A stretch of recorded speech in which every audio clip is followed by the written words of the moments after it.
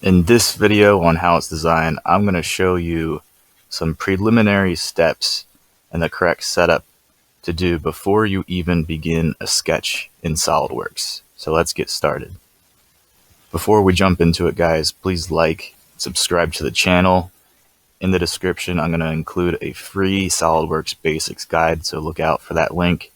And if you're not a Patreon member already, you can join and get exclusive Solidworks content. So the first thing when you have a new part ready to start, we are going to first check that we are in the right units. We've got different standards. I use inch, pound, seconds since I am in North America. Leave that checked there. You can see we have our origin marked.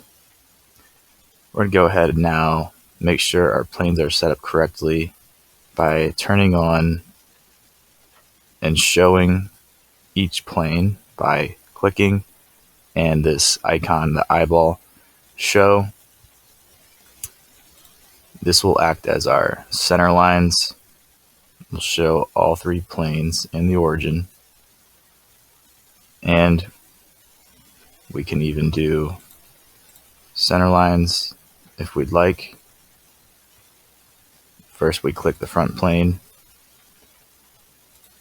We'll do a vertical center line, hit escape, and then a horizontal center line. Oh, hey, I was just working on my exclusive SolidWorks video content, full-length SolidWorks videos, and more for my Patreon members only. It's well worth the money. I'm going to put the link in the description box and in the comments. Join my Patreon, grow your SolidWorks career.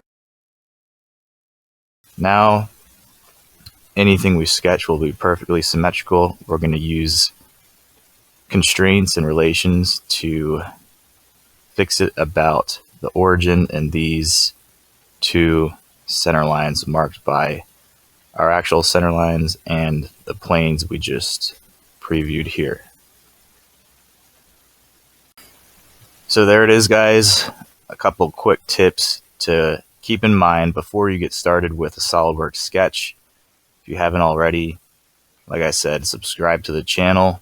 Look out for that free SolidWorks basics guide in the description, and we'll see you next time.